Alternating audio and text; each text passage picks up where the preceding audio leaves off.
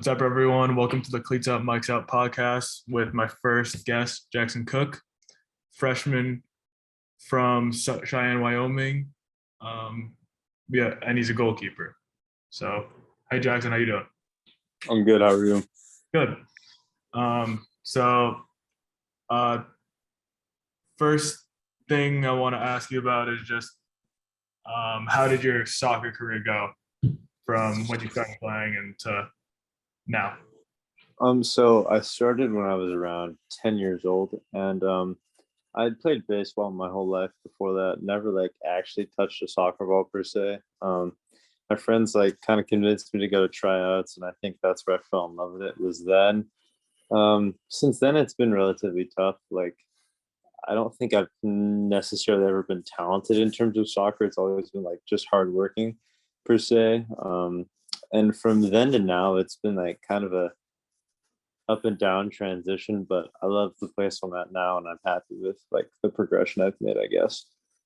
Nice. So I guess one question I have, so you said you're from Cheyenne. How is the soccer culture out in Cheyenne? Oh, well, to be honest with you, there's not a whole lot of soccer in Wyoming, just in general. It's mostly focused on football and baseball. So it's just kind of tiny and not really existent, if that makes sense. Yep, definitely. And then how did your recruitment process go through high school? So I guess if you want to take me through to kind of how it was every year in high school. So I think my freshman year, I'd gone to a lot of ID camps and stuff because I was playing ODP. And so I thought that was going to be a pathway for me was ODP. And then my sophomore year is when COVID hit. So I didn't have a high school season that year, but that's when my recruitment really took off. The process took off. I sent a lot of emails to a lot of programs, but there weren't any camps, because of COVID. So the next season, my junior year, that's when everything started to happen for me, lots of camps. But then I started to draw attention from programs I wouldn't say locally, but state to state, close to Wyoming. And then my senior year is when the whole Central Arkansas thing took off, and then that's kind of how I ended up in this spot. Nice. Yeah. So one of the first questions I got was, what's the best and worst moment of your career? So my best one probably would have to be probably getting the opportunity to play at college level. The worst one though. So I think 3 or 4 months ago, we had a game in my high school league, and I went up for a cross, and I caught it, but I fell weird, and I landed on my stomach. But then a teammate stepped on my neck, and so it kind of ended my season. I wasn't able to play after that. But that was my worst moment. Yeah, that's definitely tough. Yeah. So I guess for the people that don't know how the recruiting process is, especially for soccer, how would you explain that to someone? I think my explanation would be just it's a lot of reaching out to coaches and kind of waiting for a response. Yeah. Something I learned from just others that play college sports is that you can reach out more than once to the same coach. It's not necessarily nagging or bugging, but it's just trying to get your point across and trying to get the opportunity. So if you come off as annoying, that happens, but it's being consistent, I guess. Also going to camps and stuff is huge. Yes. And setting your game film and stuff, but also your training and sending mistakes too, and showing that you can mess up. That's important. Yeah. Yeah. So I mean, me personally, I went my COVID year was second half of my junior year. So, and that year was gonna be kind of big for me, I guess. Yeah. Or one of my bigger years, it was that in senior year.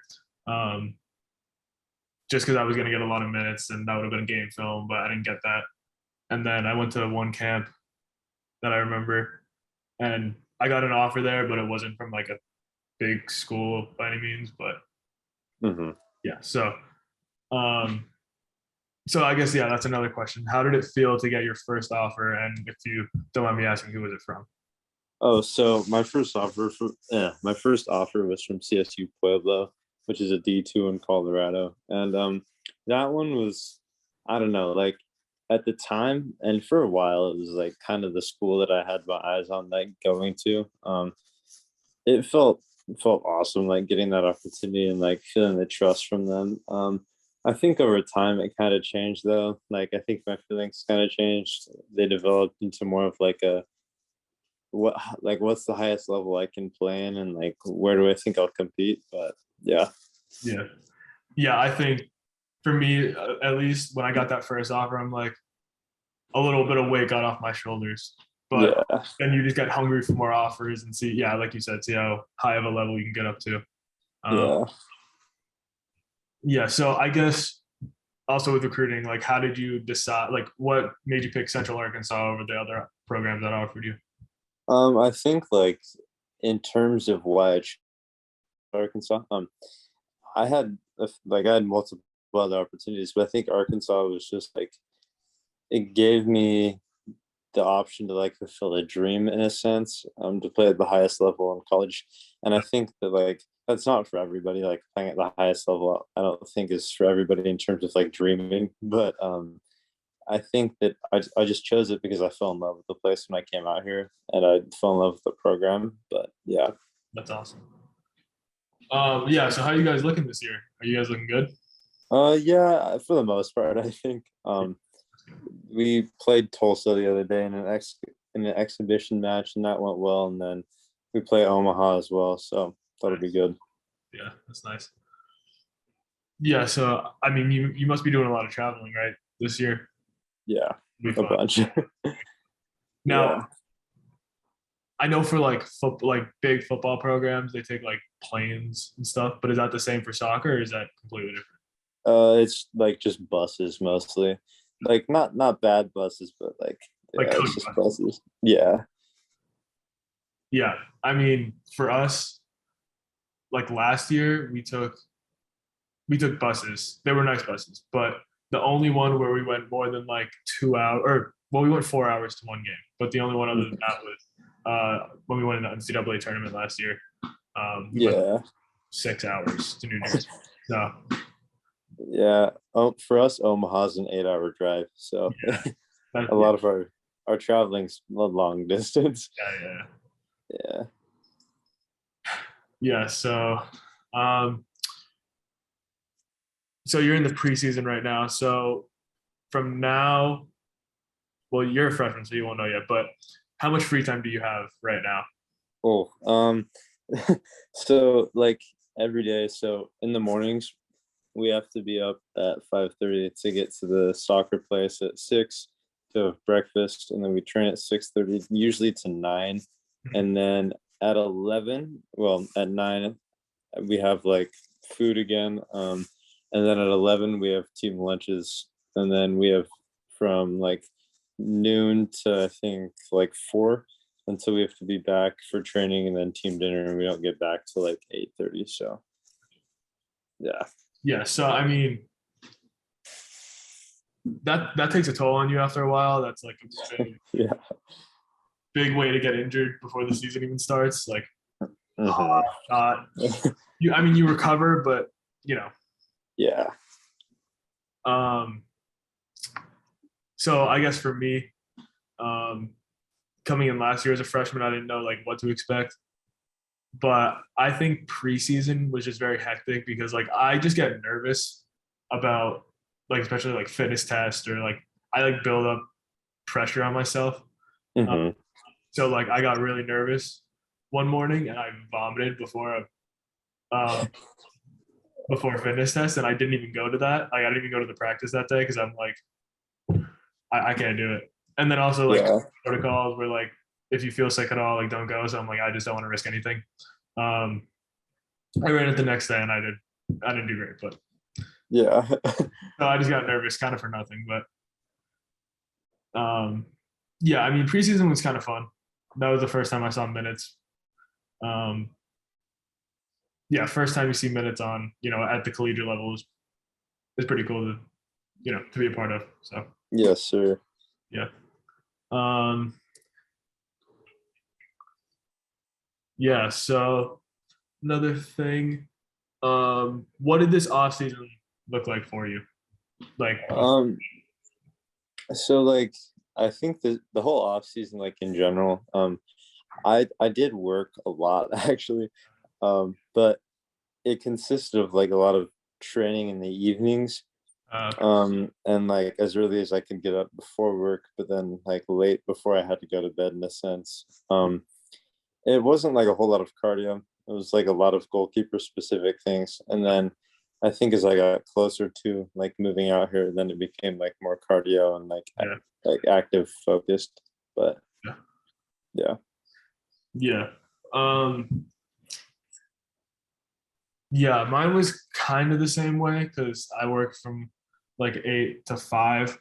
So Hmm. either get up at like 6:30 in the morning and run. Like, and mine was basically all running and a little bit of lifting built in, but all Yeah. basically running. So it was either get up before work, which was not very fun, or do it after, which also kind of sucked because you were just like mentally drained from working all day. Hmm. And like I sat at a desk, so like my knees were killing me. Not fun. Yeah. Um, but yeah. So I guess another thing is just like, well, how did you choose your major? Because I know you told me you're a business communication major. So I think what like inspired me in a sense, or like what motivated me to like make that my major was just I enjoy like working like in the business aspect. I've always like kind of like had an interest in sports marketing and just like in business in general. So I think that when like it came to the choice of making that, I was like, oh, this is easy. Like I'll just do business. Like it's something I know I can do. So That's good. yeah. Yeah, I mean, I'm computer science, and I went through like multiple different phases where I'm like, what I knew, like I came in kind of knowing what I wanted to do in computer science, and then I'm like, you know what, that seems a little too hard. I'm just gonna kind of like dial it back to something else that seems a little bit easier. And then I'm like, you know what, I might switch to business management so I could do sports management, like you were saying. Uh, Hmm. and then I'm like, you know what, I might do a little bit of both. Um, it's just kind of it's difficult because if you even if you think you know what you want to come in doing, it's like one thing could just instantly change your mind, and that's something for you is just like kind of keep an open mind if you ever feel like you would be passionate about doing something else, Yeah, not just you in general, but anyone else. Um, exactly. but yeah, so I mean, if definitely it's good to know what you want to do for sure. Don't let anyone like question why you want to do it or like Yeah. try to get you out of it. But if you know you'd be like in love with your job when you get one, yeah, definitely stick with what you're doing because Yeah, that's what I say, you know. yeah. But it's easy if you do find something early on that you want to switch to, consider it because it's easier to switch earlier on than it is like your junior or senior year. Yeah, exactly. So yeah. So what else do we want to talk about? So one other thing I got was tips and tricks to be better, and that doesn't mean practicing more. Oh, okay. So, we have this like sports psychologist specific for like the soccer team at Arkansas, and we talk almost every night, like after and or before, or just like during dinner. And we talk about like lots of mental things we can do, like lots of mental tricks, but also like certain aspects of your life throughout the day that would like help you perform better. So like eating even like a little bit of something in the morning, or like just drinking more water before you go to bed, or just laying in bed and like focusing on your breathing so like your muscles become loose. Like it's kind of little things like that that can like change your whole game. Exactly. um it's like just the little things that you can focus on throughout the day that'll like change the aspect of your life, I guess. Definitely. Yeah, like last year I didn't sleep great because I would go to bed at like one in the morning on average. Yeah. I feel like that definitely hindered like recovery from practice or games that practice mostly the games the day before. which eventually took a toll on me like mentally. I'm like, I can't do this. I'm just, I don't know, starting to be all like lazy and stuff. So yeah, I definitely the mental side and all the little things you said. Uh, Hmm. yeah, yeah, recovery is very important for sure. Um,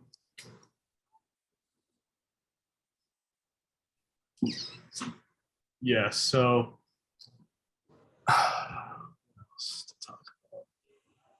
you have any questions for me? Not really. No, we've covered a lot of it. Yeah. Yes, sir. Um, yeah, I mean, what else would people be interested in? I'm not sure. Well, actually, okay, yes, I've got something. So like the day in the life, in a sense, Yes, yes, for like for like an athlete per se, or like at Arkansas for me, yeah, it's like I don't know. It's not strict per se, but it's just like it's very organized. yes, Today's like one of the only days we have like one training and then nothing else. So today was the best day by far because like you can get up at like 8:30 and then go downstairs and get breakfast, and then um, we like hung out for a little bit. We played FIFA, and then we went to train at 10 o'clock, and it was probably like it's one of the hottest days in Arkansas this summer so far. I think it's like 103 degrees.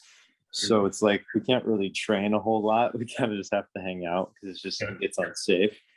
But and then like in the afternoons and evenings when we don't have anything going on, it's a lot of like just teamwork and like team stuff that we do like on our own.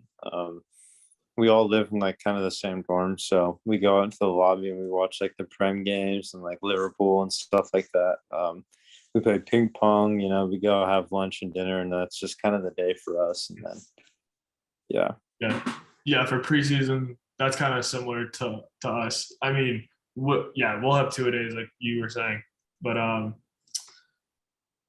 yeah. So we'll do our 2 a days, but then like after our second practice, we'll kind of just hang out and do exactly the same thing you were saying.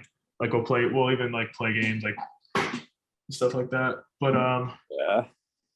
yeah, ping pong, just a lot of team bonding stuff. I think team bonding is very important for a team like earlier, like before the season starts. Yeah, it's very important. I mean, it helps with chemistry. So Yeah.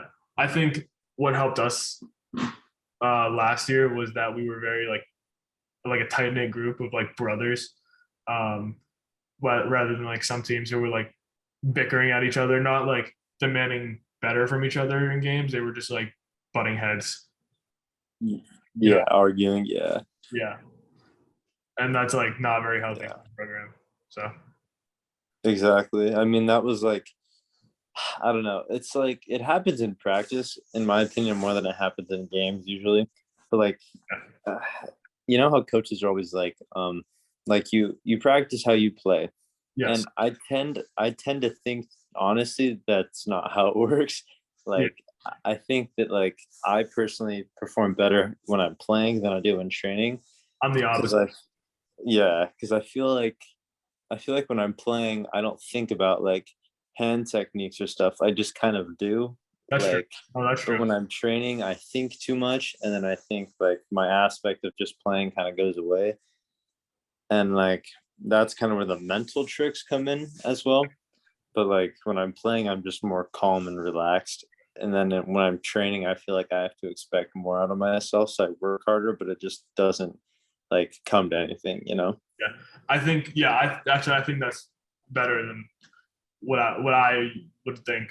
But yeah, I feel like like when I practice versus when I play, like I'm better in different aspects. Like in practice, I'm more technical. Like I like care more about like my hand position or like my footwork.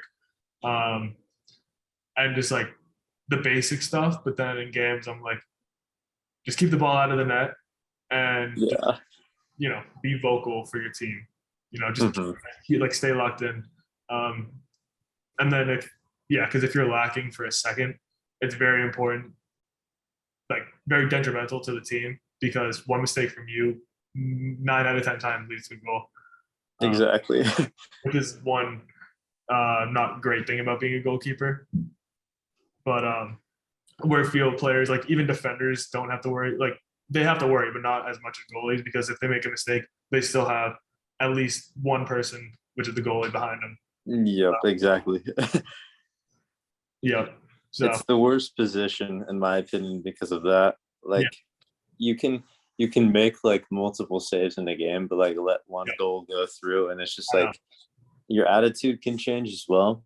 And Yeah, I feel like that kind of happens in practice too. Like I feel like you're way harder on yourself in training than you are in a game, because like in a game your mentality is switched, like you're in game mode, but when you're in training, it's like your brain isn't as focused, so you're kind of thinking about multiple things, and it just like it screws you up. yeah, it's also kind of tough because, I mean, again, for me last year, it was only me and one other keeper. So um, when you would take turns, you would only be resting for a little bit of time. But I can't imagine if you have like 4 or 5 keepers you know, in a training, the Yeah, amount we of have four. yeah.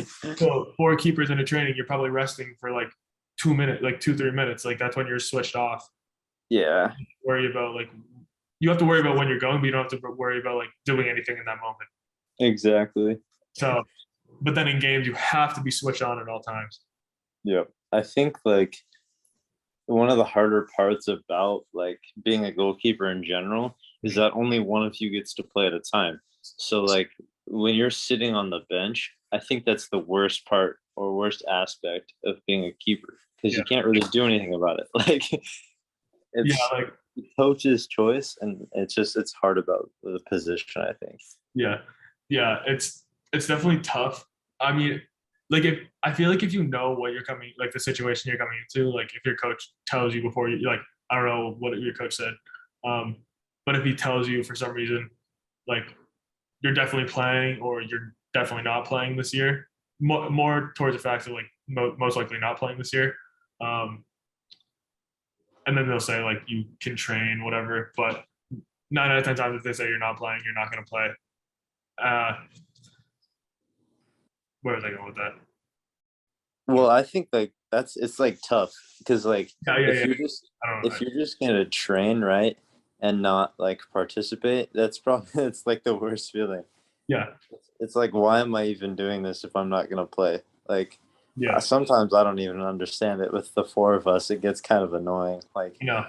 And then like it's especially tough if like the dynamic of your group is you all think you're like the star. I don't know how. Again, I don't know how you guys are, but if you guys all think you're the number one, and then um like the normal thing to do in training is like the starter goes first and everyone else, like unless you yep. most of the time.